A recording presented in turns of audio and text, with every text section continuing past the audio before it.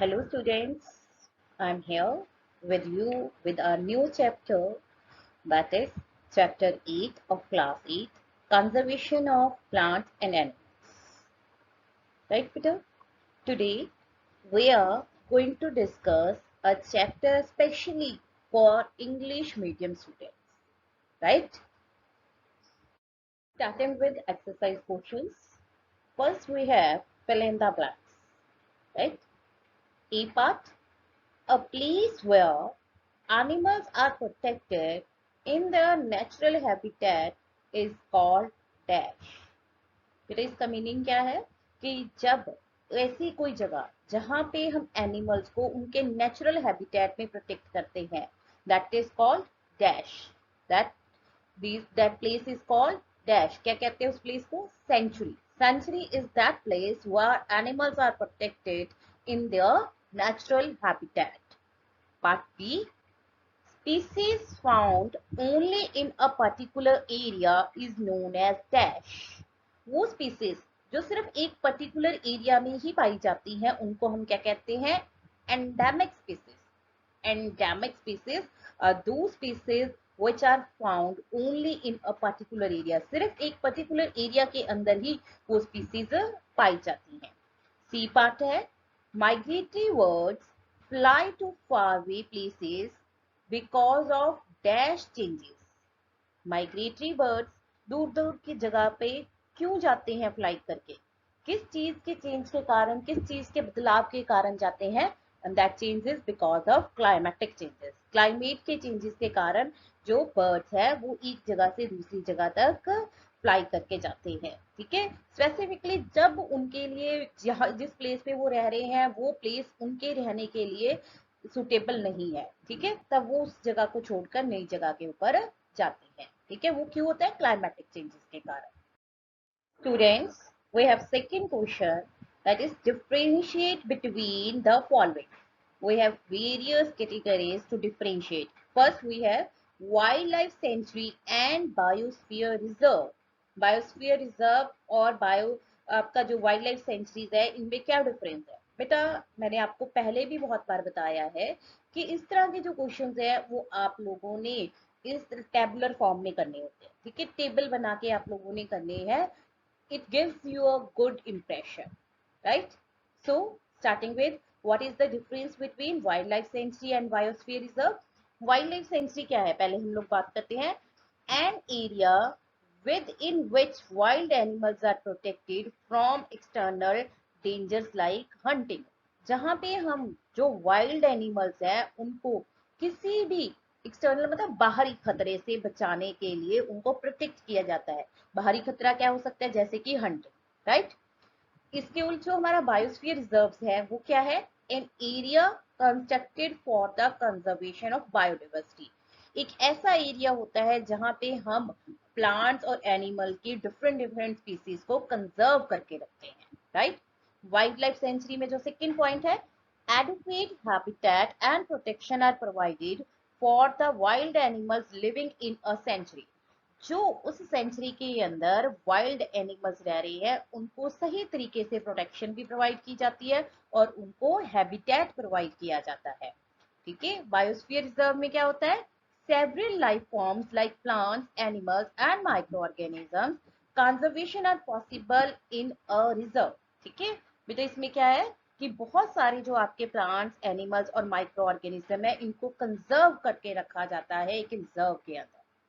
Wild life sanctuary की example क्या है? Corbett national park.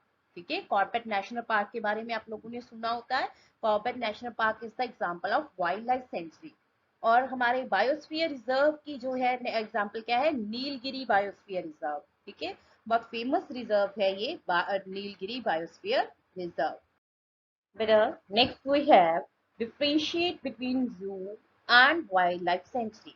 Wild life sanctuary और जू के बीच में हम लोगों ने डिफरेंशिएशन बतानी है. फर्स्ट, एनिमल जू का जो फर्स्ट पॉइंट है, animals are kept in artificially constructed facilities for public exhibition. आप सबको पता है जू जिसको हम चिड़ियाघर कहते हैं पंजाबी के अंदर. इसमें क्या है? एनिमल्स को आर्टिफिशियली कंस्ट्रक्टेड एरियाज के अंदर उनको फैसिलिटीज प्रोवाइड करते हैं.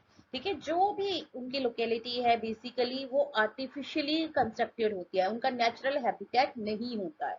ठीक है, और पब्लिक एग्जीबिशन के लिए इनको डिस्प्ले किया जाता है वहां पे।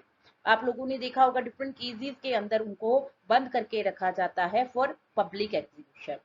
वाइल्ड लाइफ सेंचुरी क्या है? An area within which wild animals are protected from external dangers like hunting. जबकि जो हमारी वाइल्ड लाइफ सेंचुरी है, वाइल्ड लाइफ सेंचुरी के अंदर हम एनिमल्स को प्रोटेक्ट करके रखते हैं। ठीक है, किसी भी भारी खतरे से बचाने के लिए, हंटिंग वगैरह से बचाने के लिए। ठीक है बेटा। सेकेंड पॉइंट क्या है जू का? पहले बात करते हैं, it is an artificial habitat and the animals may और may not adapt to the new condition. बेटा ये क्या है आपके? ये आर्टिफिशियल हैबिटेट है, ये एनिमल्स का नेचुरल हैबिटेट नहीं है। इसमें एनिमल्स अपने आप को अडेप्ट कर भी सकता है और नहीं भी कर सकता। कई बार क्या होता है कि कई एनिमल्स को जू के अंदर रखा जाता है लाकर, पर वो उस एटमॉस्फेयर के अंदर अडेप्ट ही नहीं कर पाते। तो हो सकता है कि उनको जो है वो उनकी डेथ भी हो जाती है कुछ कुछ एक केसेस के अंदर। ठीक है बेटा। और इसके उल्ट जो हमारी वाइल्ड लाइफ सेंचुरीज है, वाइल्ड लाइफ सेंचुरीज के अंदर क्या होता है? The animals are conserve within the natural habitat, so they won't have a problem with their surrounding. ठीक है, उनके अपने ही हैबिटेट के अंदर, उनको नेचुरल हैबिटेट के अंदर प्रोटेक्ट करके रखा जाता है, इसीलिए उनको अपनी सराउंडिंग के से कोई भी प्रॉब्लम नहीं होती। They are totally adapted to their surroundings. ठीक है, तो ये अडेप्टेशन वाली प्रॉब्लम्स हैबिटेट जो वाइल्ड लाइफ सेंचुरीज है उनमें नहीं होती है। Students, next we have endangered species and extinct species. Differentiate between endangered species and extinct species. Endangered species की बात करते हैं. The species which are on the verge of extinction are called as endangered species. वो species जो खतरे की कगार पर है, खत्म होने की कगार पर है, उनको हम लोग क्या कहते हैं? endangered species कहते हैं. Whereas extinct species क्या है? The species of animals or plants that no longer exist are called extinct species. वो स्पीसीज जो खत्म हो चुकी हैं, अब है ही नहीं है, एग्जिस्टेंस उनकी खत्म हो गई है, उनको हम लोग क्या कहते हैं? एक्सटिंक्ट स्पीसीज कहते हैं। एंडेंजर्ड स्पीसीज की एग्जांपल हमारे पास क्या है? Bengal tiger, blue whale. ठीक है, ये जो कुछ ऐसी स्पीसीज है एनिमल्स की जो अभी खत्म नहीं हुई है पर खत्म होने की कगार पर है। ठीक है, एक्सटिंक्ट स्पीसीज में आप लोगों को जो डायनासोर्स वगैरह आप लोगों ने सुना हुआ है। ठीक है, इसके अलावा मेरे पास दो तीन एग्जांपल मैंने आपके लिए और लिख के दिए। कैबिरियन मॉन्क सील, ग्रेट ऑक, पैंट पैसेंजर पीजर। ठीक है, ये कुछ एक ऐसी स्पीसीज हैं बर्ड की या फिर एनिमल्स की जो एक्सटिंक्ट हो चुकी हैं। Students, next D part, differentiate between flora and fauna. Flora, flora क्या है? It is the collective name for the plant life from for a particular area. ठीक है, एक पर्टिकुलर एरिया की जो लाइफ फॉर्म है, जो प्लांट की लाइफ फॉर्म है, प्लांट्स है जो, उसको हम लोग कहते हैं flora. Collective name for the plant life from a particular area, एक पर्टिकुलर एरिया की जो प्लांट लाइफ है उसको हम लोग फ्लोरा कहते हैं।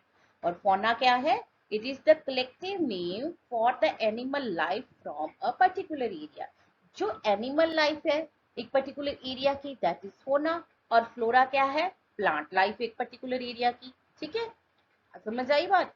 उसके बाद बेटा हमारे पास एग्जाम्पल्स की हम लोग बात करते हैं। Example for flora: spurge, hotweed from Nilgiri region. Nilgiri region में hotweeds होती है, that is flora of that place. And for fauna, example is langur, tiger, tahar from the Nilgiri region. Nilgiri region के जो आपके Tahir, tiger और लंगूर है, ये example है।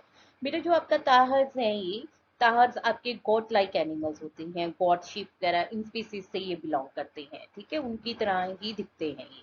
Right students, third question is, discuss the effects of deforestation on the following. We have various conditions like wild animals, environment, villagers, cities, earth, the next generation. ठीक है, इन सारी चीजों के ऊपर डिफॉरेस्टेशन का क्या इफेक्ट है वो हम लोग डिस्कस करेंगे। First we are going to discuss effect of deforestation on wildlife. Wildlife के ऊपर डिफॉरेस्टेशन का जंगलों की कटाई का क्या असर होता है, ठीक है। Removal of trees and plant life from a particular area for the construction of industries, agriculture, or for other such purposes is termed as deforestation. कहते हैं जब हम बहुत लार्ज स्केल के ऊपर ट्रीज को रिमूव करते हैं, प्लांट को रिमूव करते हैं किसी भी एक पर्टिकुलर एरिया के, किस पर्पस के लिए, चाहे वहां पे हमने इंडस्ट्रीज बनानी है या फिर एग्रीकल्चर पर्पस के लिए या फिर किसी भी पर्पस के लिए, अगर हम ट्रीज और प्लांट को काटते हैं तो इसको हम लोग क्या कहते हैं, डिफॉरेस्टेशन कहते हैं। Plant life form an integral part of the ecosystem, and these plants form the natural habitat of various animals of that ecosystem. ठीक है, प्लांट लाइफ जो है हमारे इकोसिस्टम का एक ऐसा पार्ट है जो जिसको हम सेपरेट नहीं कर सकते, जो एक आप कहोगे उसके साथ ही जुड़ा हुआ पार्ट है, ठीक है। और ये जो प्लांट्स हैं बहुत सारे एनिमल्स के लिए उनका नेचुरल हैबिटेट बनते हैं, ठीक है, उनके लिए हैबिटेट है।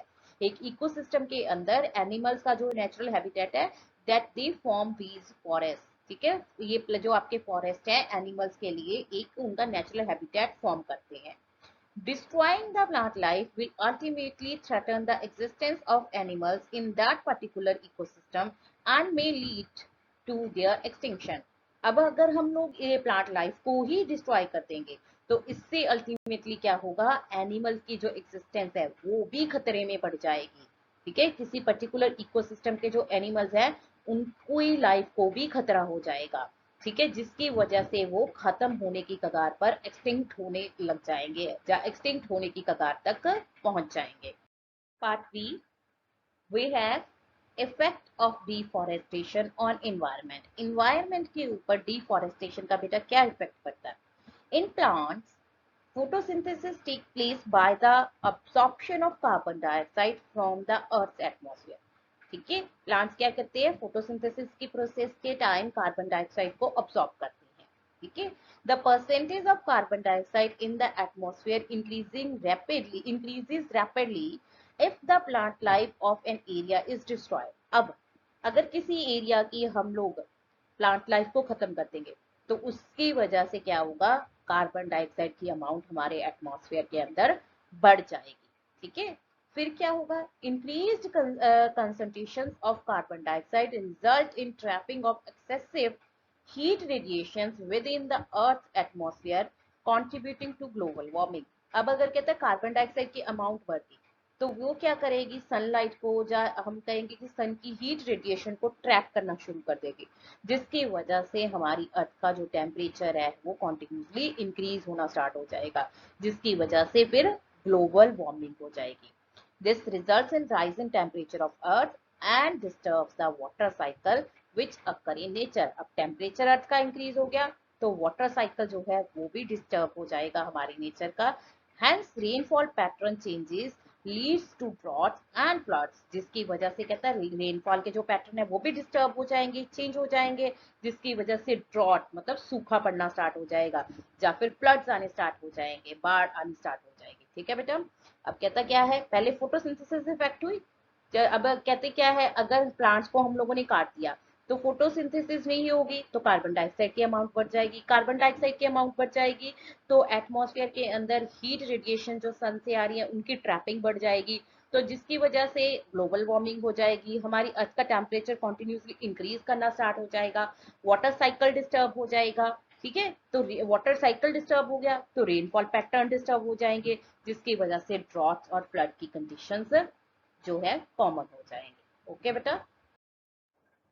Now next we have effects of deforestation on villages जो रूरल एरिया है उनका, उनके ऊपर डिफॉरेस्टेशन का क्या इफेक्ट होगा। The soil particles are held together in a place by the roots of plants, trees and other vegetation. अब हमें पता है कि जो सॉइल के पार्टिकल्स हैं उनको पकड़ के एक जकड़ के रखने का काम कौन करता है, हमारे प्लांट्स, ट्रीज या फिर हमारी जो भी वेजिटेशन है उनकी रूट्स का काम है हमारी मिट्टी को, सॉइल को पकड़ के रखने का काम।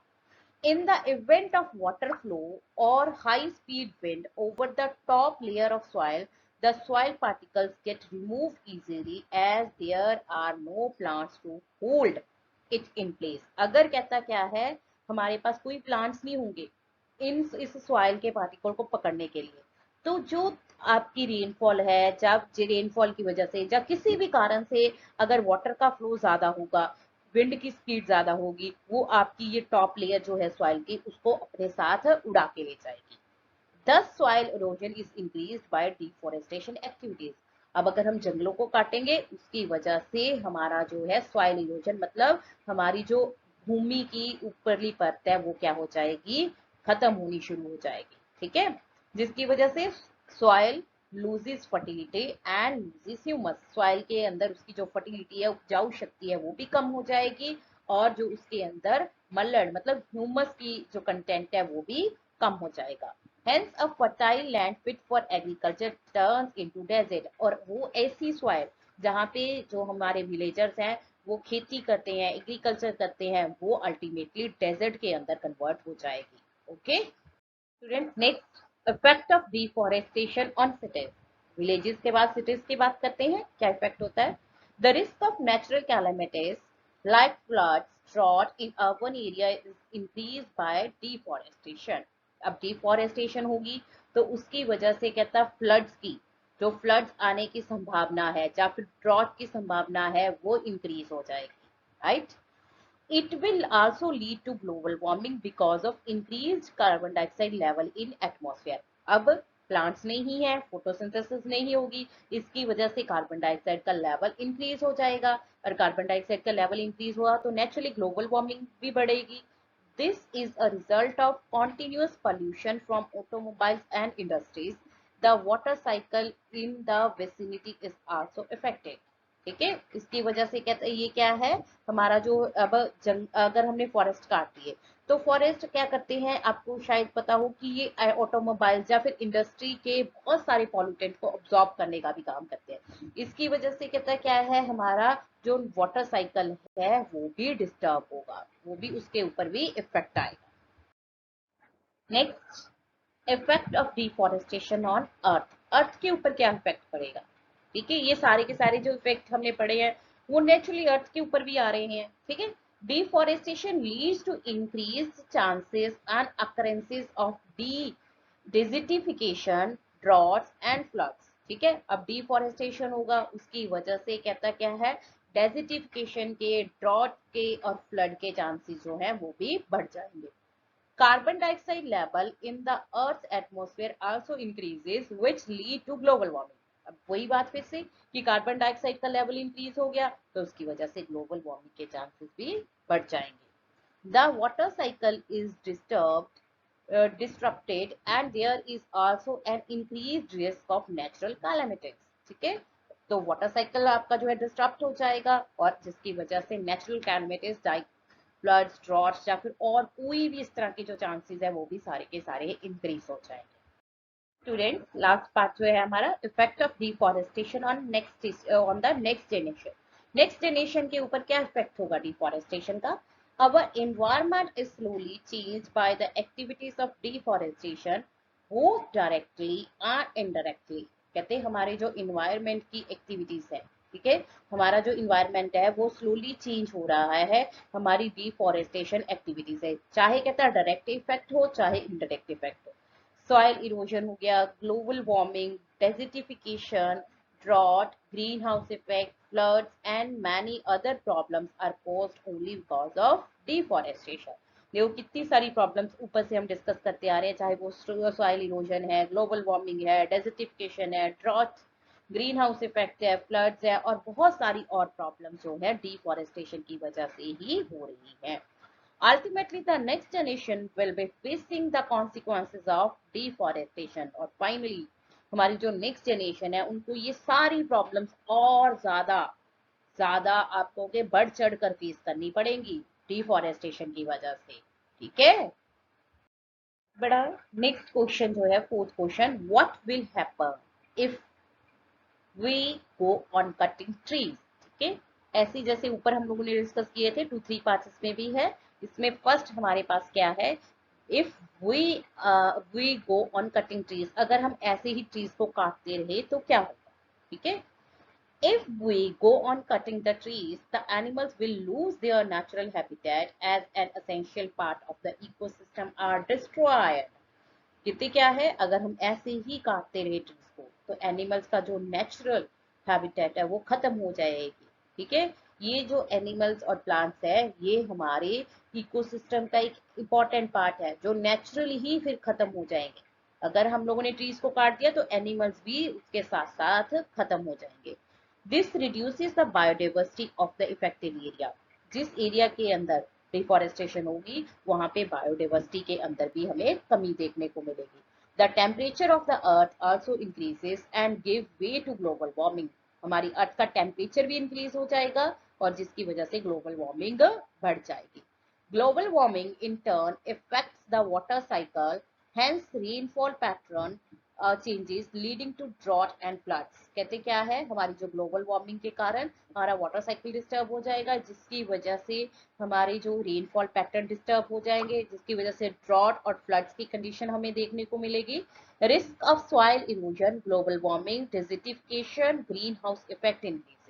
ठीक है, जिसकी वजह से सॉइल इरोजन होने के चांसेस बढ़ जाएंगे, ग्लोबल वार्मिंग के, डेजर्टिफिकेशन के, ग्रीन हाउस के जो इफेक्ट है वो भी इंक्रीज हो जाएगा।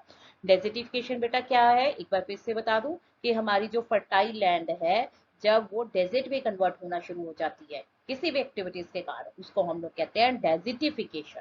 ठीक है, डेजर्टिफिकेशन। स्टूडेंट नेक्स्ट जो पार्ट है व्हाट विल हैपन में, the habitat of an animal is disturbed. अगर हमने एनिमल्स के हैबिटेट को डिस्टर्ब कर दिया तो क्या होगा। All the basic necessities for an animal like food, water, shelter and protection is provided by the habitat in which the animals live. In disturbing the habitat of the animal forces it to move to another place in search of food, water, shelter and protection. The animal in due course may get killed by other animals. अब कहता क्या है कि basically जो habitat है उस habitat के अंदर एनिमल्स की जो बेसिक नीड्स है, ठीक है, एनिमल की जो बेसिक नीड्स है जैसे कि फूड है, वाटर है, शेल्टर है, या उनकी जो प्रोटेक्शन है वो सारी उसको अपने नेचुरल हैबिटेट के अंदर मिलती है। अब कहता क्या है, अगर हम उनके नेचुरल हैबिटेट को खत्म कर देंगे, डिस्टर्ब करेंगे तो उसकी वजह से क्या कहता क्या है, वो एनिमल दूसरी जगह पे मूव करना स्टार्ट हो जाएंगे, हमारी लोकेलिटी के अंदर मूव करना स्टार्ट हो जाएंगे फूड, वाटर और शेल्टर प्रोटेक्शन की देखभाल के मतलब सर्च के लिए। ठीक है, उसको ढूंढने के लिए, सर्च करने के लिए वो एक जगह से दूसरी जगह चले जाएंगे। ठीक है, और इस केस के अंदर पे क्या है, एनिमल्स कहता क्या है, कई बार वो मर भी जाते हैं। जैसे हमारी लोकेलिटी के अंदर कई बार कोई टाइगर वगैरह आ जाए तो कई बार लोग डर कर उन एनिमल्स को मार भी देते हैं। ठीक है बेटा, तो ये अगर एनिमल्स का नेचुरल हैबिटेट डिस्टर्ब होगा तो उसकी वजह से कहता क्या है, एनिमल्स की लाइफ को भी खतरा आता है। ठीक है, okay. Now students, what will happen if the top layer of the soil is removed? अगर हमने टॉप जो फर्टाइल लेयर है सॉइल की वही हमने रिमूव कर दी तो क्या होगा। Removing the top layer of the soil gradually exposes the lower layer of the soil. The lower layer of soil are hard and rocky in nature and are less fertile. This is because of the reduced quantity of humus. Soil erosion on a continued basis will turn it barren and infertile. अब क्या है, जब हमने top layer ही remove कर दी तो उससे जो next layer आएगी वो जो लोअर लेयर है उस लोअर लेयर के अंदर जो है रॉकी पार्टिकल्स, हर्ड सॉइल ज्यादा होती है जो कंपैरेटिवली टॉप लेयर से कम फर्टाइल होती है। इसकी वजह से कहता क्या है, उसके अंदर ह्यूमस की जो क्वांटिटी है वो भी कम होती है। और फिर क्या है, वो धीरे धीरे अगर सॉइल इरोजन ऐसे ही चलती रही तो हमारी पूरी की पूरी सॉइल जो है वो क्या है, इनफर्टाइल हो जाएगी, बारन हो जाएगी, बंजर हो जाएगी। ठीक है, फिर वो क्रॉप प्रोडक्शन के लिए सुटेबल नहीं रहेगी। Fifth question is answer in brief. First part जो है, why should we conserve biodiversity, हमें बायोडाइवर्सिटी को क्यों कंजर्व करने की जरूरत है। The number and the variety of various life forms such as plants, animal and microorganism in an area are called biodiversity. सबसे पहले देख ले कि बायोडाइवर्सिटी क्या है। एक एरिया के अंदर जो भी प्लांट्स की, एनिमल्स की और माइक्रो ऑर्गेनिजम्स की डिफरेंट डिफरेंट स्पीसीज हैं उनकी वैरायटी और उनके नंबर को हम क्या कहते हैं, बायोडाइवर्सिटी कहते हैं। ठीक है, एक पर्टिकुलर एरिया के अंदर जो प्लांट एनिमल की या फिर माइक्रो ऑर्गेनिज्म की डिफरेंट स्पीसीज हैं, डिफरेंट वराइटीज हैं, जहाँ उनका नंबर है, that is called biodiversity. Both plants and animals have a mutual dependence on each other for their survival. कहते हैं प्लांट्स और एनिमल्स एक दूसरे के ऊपर, म्यूचुअल डिपेंडेंस का मतलब एक दूसरे के ऊपर डिपेंड करते हैं अपने सर्वाइवल के लिए. As they are related to one another, destruction of one will automatically destroy the other. कहते क्या है, अब हमने ऊपर बात की कि ये दोनों एक दूसरे के ऊपर डिपेंड करते हैं अपने सर्वाइवल के लिए. अब अगर मैं एक को खत्म कर दूं तो उससे जो है दूसरे का सर्वाइवल भी मुश्किल पड़ जाएगा. Hence, biodiversity has to be conserved in order to maintain nature's balance. अब नेचर के बैलेंस को मेंटेन करने के लिए हमें बायोडाइवर्सिटी को कंजर्व करना जरूरी है. अगर हम किसी को भी इफेक्ट करेंगे तो दूसरा इफेक्ट नेचुरली हो जाएगा. क्यों? क्योंकि वो एक दूसरे के ऊपर डिपेंड करते हैं, म्यूचुअल डिपेंडेंस है उनके. Students, next we have protected forests are also not completely safe for wild animals. Why? कहते हम कहते हैं ना कि फॉरेस्ट प्रोटेक्टेड है, ठीक है, क्या वो कंप्लीटली पूरी तरह से वाइल्ड एनिमल्स के लिए सेफ है? नहीं है. क्यों नहीं है फिर ये बताना है. People who live near the forest depend on the resources of the forest in order to fulfill their day-to-day needs. कहते लोग जो फॉरेस्ट के आसपास रहते हैं, नियर बाय रहते हैं, वो अपनी डेली नीड्स को कंप्लीट करने के लिए, फुलफिल करने के लिए इन फॉरेस्ट के ऊपर ही डिपेंड करते हैं. Therefore, it is not safe for animals living in the protected forest. ठीक है, तो वो क्योंकि वो अपनी जरूरतें पूरी करने के लिए फॉरेस्ट के अंदर आते हैं, तो वहां पे रहने वाले एनिमल्स हैं वो पूरी तरह से सेफ अपने आप को नहीं महसूस करते, या पूरी तरह से प्रोटेक्टेड नहीं रहते. The animals would be threatened by the presence of the human population. कहता क्या है, कई बार एनिमल्स ह्यूमन की प्रेजेंस के कारण डर जाते हैं.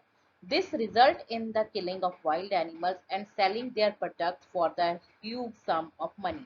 कहते क्या है, इसकी वजह से एनिमल्स की किलिंग होती है और उनको कई बार उनके बॉडी पार्ट्स के लिए उनको बेचा जाता है मनी लेने के लिए. ठीक है, मनी के लालच के अंदर जो आसपास लोग रहते हैं उनको, वही लोग उनको मारकर या फिर उनको बेच देते हैं ताकि इन रिटर्न उन्हें कोई मनी मिल सके. तो हम ये कह सकते हैं ना कि प्रोटेक्टेड फॉरेस्ट के अंदर भी हमारी wild life and wild animal safe नहीं है, क्योंकि वहां पे रहने वाले जो आसपास रहते हैं लोग, वही उनसे अपनी नीड्स भी पूरी करते हैं, और कहते हैं एनिमल उनसे डरते भी हैं, और फिर क्या है, कई बार वही लोग उनको मार देते हैं ताकि उनको उनके बॉडी पार्ट्स या उनको बेचकर वो बहुत ज्यादा मनी दूसरे लोगों से, इंडस्ट्रियलिस्ट से ले सके.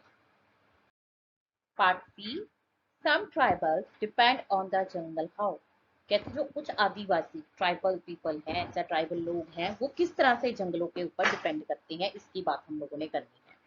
The forest provides food, fodder, and other resources to the tribal people. It is inevitable for them to depend on forest and their resources for everyday needs. अब कहते क्या है, हमारे जो फॉरेस्ट है, उन फॉरेस्ट से ये लोग अपना जो फूड है, अपना अपने जानवरों के लिए जो फोडर है, चारा है, या इसके अलावा कहता कोई भी रिसोर्सेज है, वो सारी की सारी इन फॉरेस्ट से ही लेते हैं ये जो आदिवासी लोग हैं. ठीक है, इसके कारण कहता क्या है, ये पूरी तरह से इन फॉरेस्ट के ऊपर ही डिपेंड करते हैं अपनी डेली नीड्स को, एवरीडे नीड्स को फुलफिल करने के लिए. राइट. बेटा यहाँ पे हमारे पास एक वर्ड आया है, इनएविटेबल. आई थिंक कि बहुत सारे बच्चे ऐसे हैं जिनको इसका मीनिंग नहीं पता होगा. दिस इनएविटेबल का मतलब होता है अनअवॉइडेबल. ऐसी नीड्स जिसको वो चाहकर भी अवॉइड नहीं कर सकते, वो सारी की सारी नीड्स वो फॉरेस्ट से ही कंप्लीट करते हैं. ठीक है बच्चों. Student, part D, what are the causes and consequences of deforestation. Okay, first we are going to discuss causes of deforestation. There are lots of causes for deforestation. बहुत सारी reasons हैं deforestation के. First जो है हमारे पास, to accommodate the ever expanding urban population, forest area are often cleared and converted into lands for various uses. कहते क्या है, हमारी जो डे टू डे इतनी पॉपुलेशन बढ़ रही है, उन पॉपुलेशन को रहने के लिए जो जगह चाहिए, उसके लिए हम फॉरेस्ट का बहुत सारा एरिया क्लियर कर रहे हैं, और उनको क्लियर करके हम अपनी इस यूजेस के लिए उसको यूज कर रहे हैं. ताकि हमें पता है कि हमारी लैंड तो लिमिटेड है, ठीक है, हमारी अर्थ के ऊपर हमें लिमिटेड लैंड है।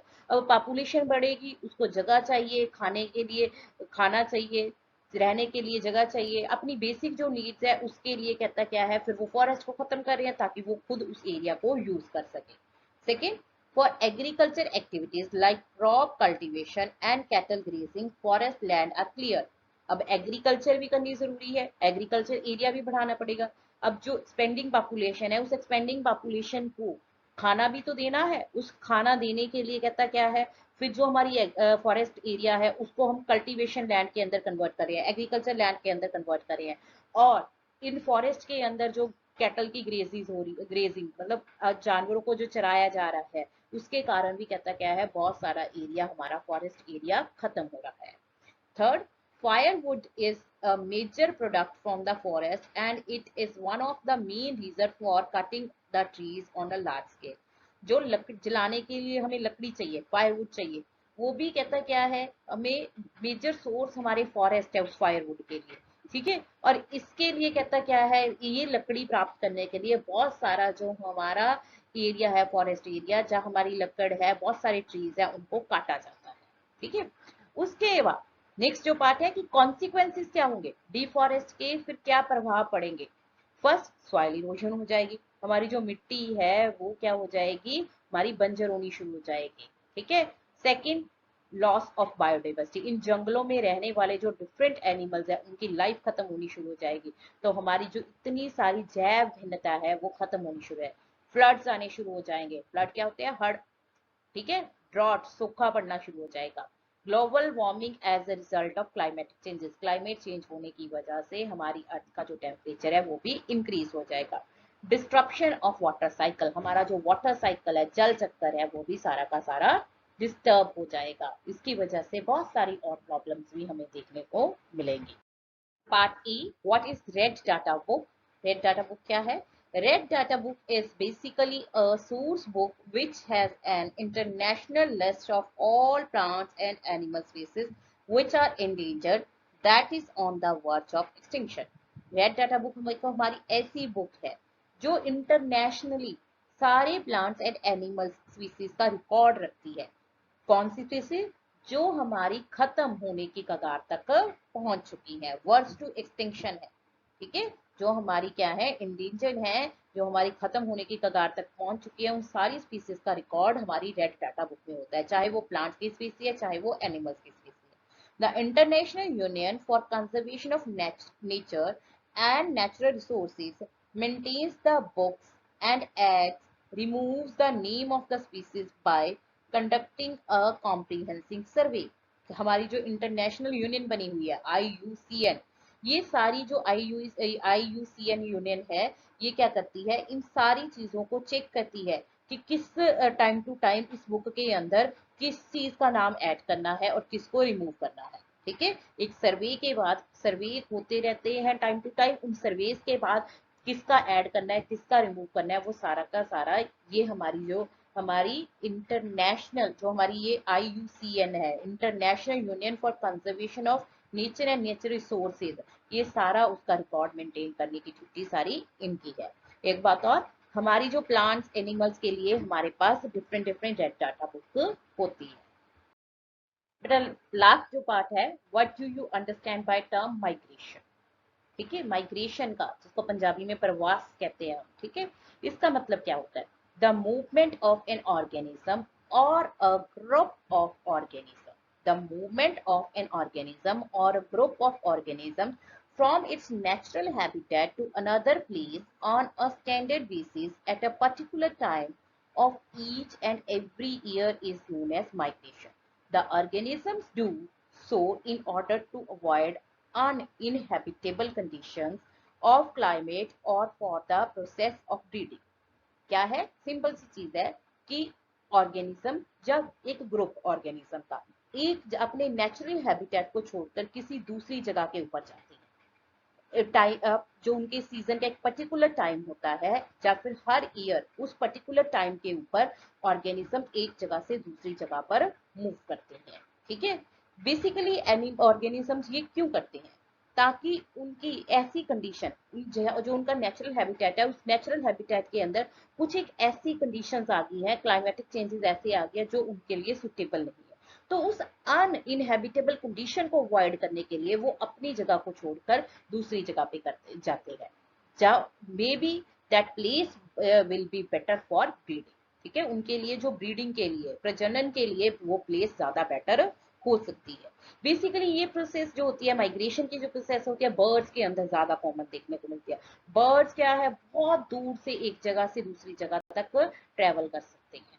ठीक है बच्चों, ये माइग्रेशन जो है बर्ड्स के अंदर ज्यादा देखने को मिलती है। स्टूडेंट, सिक्स क्वेश्चन जो है हमारा, in order to meet the ever increasing demand in factories and for shelter, trees are being continuously cut. Is it justified to cut trees for such projects? Discuss and prepare a brief report. कहते क्या है, हम अपनी day to day life की जो increasing demand है, चाहे वो फैक्ट्रीज की है चाहे शेल्टर की है, उनको पूरा करने के लिए हम जंगलों को काट रहे हैं। क्या ये सही है जंगलों को काटना? इसको डिस्कस करके हमने रिपोर्ट तैयार करनी है। देखो, किसी भी तरीके से अगर हम जंगलों को काट रहे हैं, ये सही तो नहीं है, जस्टिफाइबल तो नहीं है। तो पहले तो इसका आंसर क्या आएगा? नो। क्योंकि उन्होंने पूछा है कि ये सही है या नहीं। बेटा एक बात और जरूर ध्यान रखा करो कि अगर आपको इस तरह से कोई क्वेश्चन पूछा जाता है, इज इट जस्टिफाइड वगैरह, तो उसमें आप लोगों ने यस नो का आंसर जरूर देना होता है। तो नो, जस्टिफाइबल तो नहीं है। Cutting trees in order to meet the ever-growing demand of human population is not at all justified. There are a vast number of organisms like wild animals, insects, birds living in the forest. ठीक है, देखो अपनी demands को पूरा करने के लिए कहता है जंगलों को काटना बिल्कुल भी जस्टिफाई नहीं है। अब जंगलों के अंदर बहुत सारे ऑर्गेनिज्म रह रहे हैं, वाइल्ड एनिमल्स हैं, इंसेक्ट्स हैं, बर्ड्स हैं, ये सारे के सारे फॉरेस्ट के अंदर रह रहे हैं। The forest provide good quality air for both animal and human. Forest कहते क्या है, सिर्फ एनिमल्स को नहीं, फॉरेस्ट की वजह से ह्यूमन को भी एक गुड क्वालिटी एयर मिलती है। क्यों? क्योंकि आपको पता है कि वो कार्बन डाइऑक्साइड एब्जॉर्ब करते हैं और लेते हैं फोटोसिंथेसिस की प्रोसेस में, और ऑक्सीजन रिलीज करते हैं जो हमें चाहिए अपनी रेस्पिरेशन की प्रोसेस के time.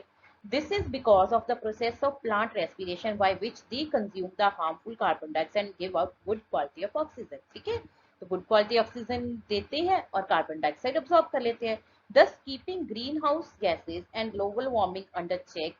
The roots of the flora of the forest help in preventing soil erosion. ठीक है, तो जिसकी वजह से अब कार्बन डाइऑक्साइड अगर अब्सॉर्ब करेंगे, ठीक है, तो उसकी वजह से ग्रीन हाउस और ग्लोबल वार्मिंग भी कंट्रोल रहेगा, और जो हमारे प्लांट्स के हैं उनकी जो रूट्स है वो सॉइल इरोजन भी होने से रोकते हैं।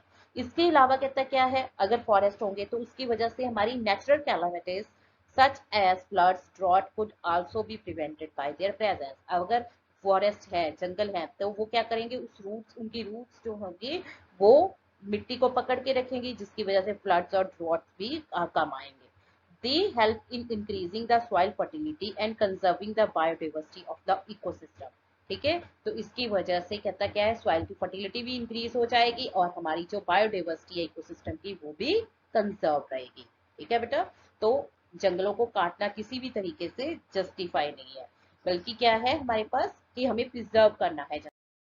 Overutilization of forests and its resources by cutting a large number of trees in order to satisfy the demands of ever increasing human population, leading to many long term problems.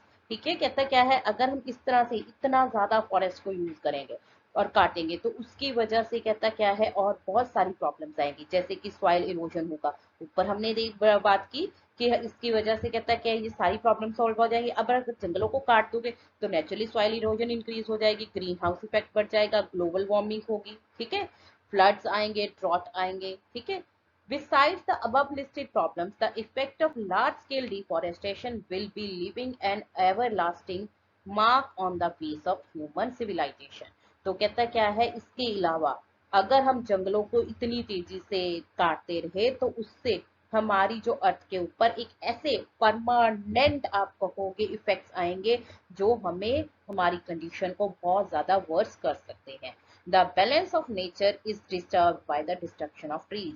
ठीक है, अगर हम जंगलों को काट देंगे, ट्री को काट देंगे, तो हमारी नेचर का बैलेंस ही खत्म हो जाएगा।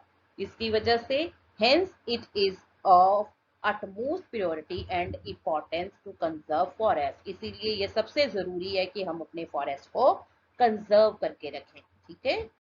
Now question 7, how can you contribute to the maintenance of green belt of your locality, make a list of actions to be taken by you. कहते क्या कुछ कर सकते हैं आप अपने जो है अपनी सराउंडिंग के अंदर जो ग्रीन वेल्थ है, हमारे ट्रीज है, उनको कंजर्व करने के लिए। I shall motivate the people of my neighbourhood to plant more trees and take care of the existing trees by creating awareness about the importance of plant life in an ecosystem. सबसे पहले हम क्या करेंगे, हमारे neighbourhood में awareness create करेंगे कि कैसे हमारे लिए ये ट्रीज इंपॉर्टेंट है, कैसे ये है हमारे इकोसिस्टम के अंदर ये बैलेंस बनाए रखने के लिए ये जरूरी है। In order to make this possible, I would initiate the proceeding and organize weekly event on the same। कहते लोगों को जागरूक करने के लिए, अवेयर करने के लिए मैं ऐसे वीकली जो इवेंट्स है वो भी ऑर्गेनाइज करूंगा। Planting new trees is an important as looking after the existing one. जो पुराने ट्रीज हैं उनकी देखभाल करने के साथ साथ हम नए ट्रीज भी लगाएंगे। So my volunteers and I would water the plants and trees on regular basis। और जो मेरे साथ लोग वॉलंटियरली जुड़े होंगे उनके साथ मिलकर मैं रेगुलर बेसिस के ऊपर नए ट्रीज भी लगाऊंगा और उसके साथ साथ जो पुराने ट्रीज है उसकी भी देखभाल करूंगा।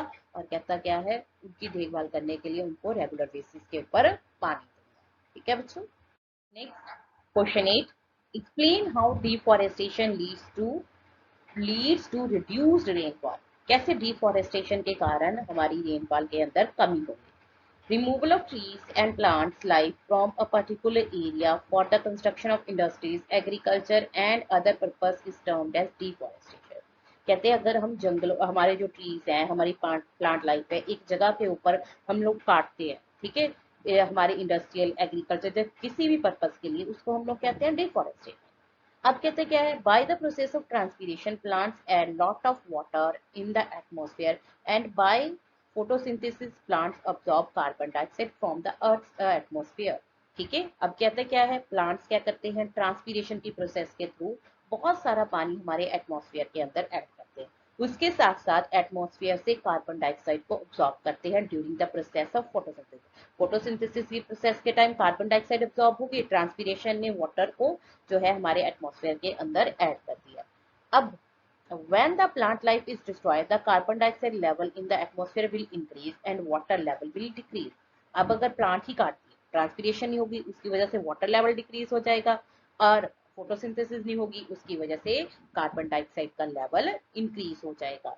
This will disturb the water cycle, which will lead to a chain of events, and in the end, the rainfall pattern changes and results in drought। अब इसकी वजह से वाटर साइकिल डिस्टर्ब होगा, जिसकी वजह से और बहुत सारी चेंजेस आएंगे और हमारी जो रेनफॉल पैटर्न्स है, रेनफॉल है, वो सारी डिस्टर्ब हो जाएगी, जिसकी वजह से हमारी लोकेलिटीज के अंदर हमारा जो सराउंडिंग्स है, जहाँ हमारे एटमॉस्फेयर के अंदर हमें ड्रॉट की कंडीशंस भी देखने को मिलेंगी। ठीक है स्टूडेंट, जो 9th क्वेश्चन है वो मैंने नहीं यहाँ पे स्लाइड के अंदर बनाया। बेसिकली आपने इंडिया का मैप लेके वहां पे कोई नेशनल पार्क लोकेट करना है।